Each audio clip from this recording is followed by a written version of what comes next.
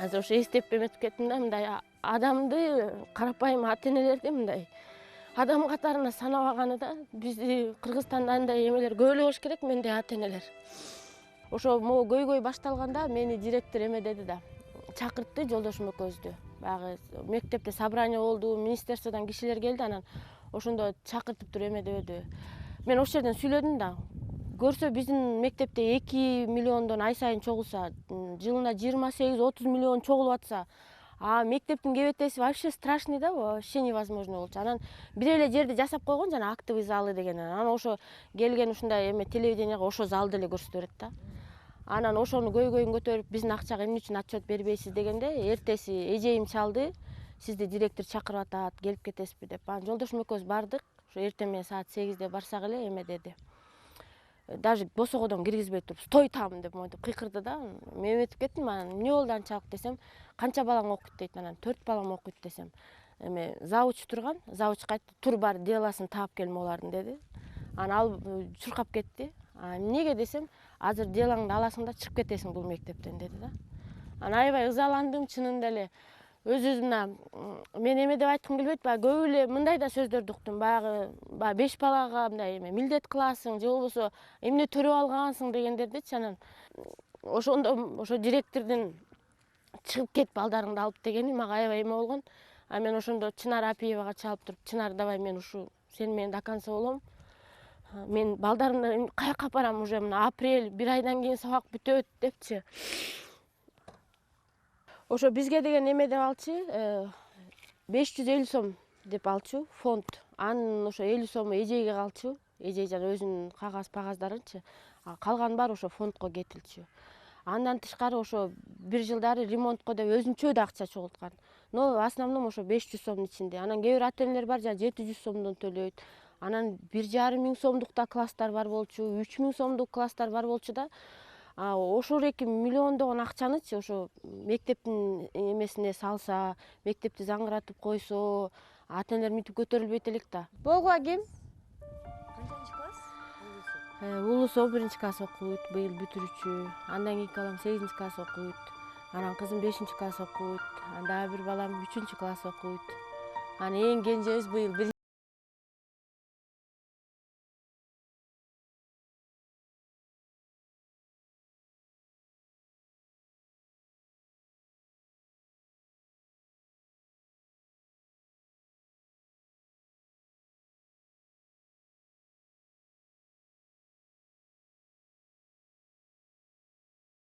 Дагы 5 балалуу эне 5 бала вообще Кожошова Жидегүл биздин студиябызда. Бизде саламатсыздарбы? Азыр сюжетти көрүп да толкунданып кеттим. Мояктагы эме деп кайрылгым келет да, төлөйм дегендергечи мен түшүнбөйм да. Эмне себептен төлөйсүңөр? Эгер ошол акчаңар мансаптуу пайдаланбай атса, эгер ошол мектептеги туалетиңерге балдар кире албай атса, сууган, кол жууган суусу жок болуп атса, антисанитария болуп атса, ал силер төлөгөн акча, мен айтып берейин, сенин төлөгөн акчаң каяка кетет. Кечиресиз, мына кичирөөк экенсиз да. Сиз төлөгөн акчаны мына мен азыр документ катары, далил катары ар бир сөзүм орунду болуш үчүн мен уже жантан бери эмем чыдабай кетти, кечиресиз агай. Силер төлөгөн акчаны мектептин мүдүрлөрү, ошо жанагы фонд деп ачып алган кишилер эле пайдаланат. Мына менде документ бар, мына айтып берейинби? Мына биз аудит жалдаганбыз, ата энелер мына уже Новопавловканын ата энелери 7 айдан бери. Аудит жалдаганда мен аудиттин отчетун ачканда вообще шок болгом. Мен ошондо сөгүнгөм чынында эле. Ошону бүт азыр сайттарга жаратып атат. Баягы анткени деген мынтип жазылып турат агай, мына аудиттин отчетунда ким айлык алат? Жанакы ата энелерден чогулган 70% ким алат экен?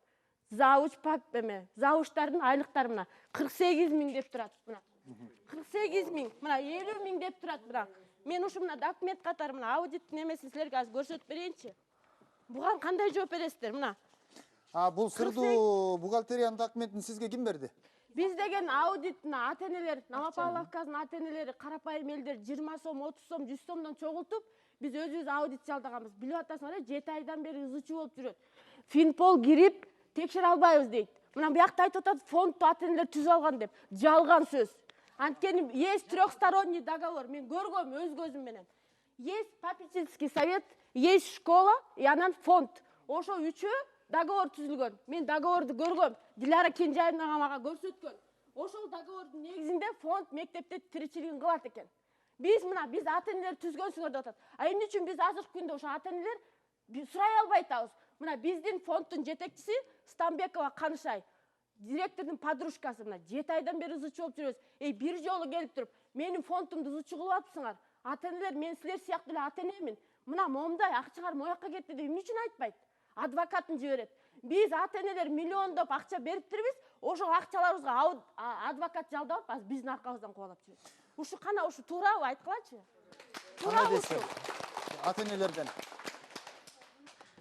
Мына, например, биякта айтат, бир ата эне төлөй алат экен. Мына мен төлөй албайм дебейм. Мен 5 балалуу болсом дагы ушунку күнгө чейин 25 миң, 30 миң ошол фондко төлөп келиптирмин. Жылына. Мына 25 миң, 30 миң мен жалгыз жолдошум иштейт.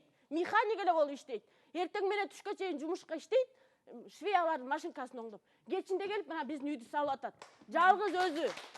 А мен болсо 5 баланы тарбиялап атам. Мен деген жанакы 5 баланы ким үчүн туугансың дегендерге айтам. Мен өзүм үчүн туугам. Менин шартым жакшы болсо 7-ни туумакмын.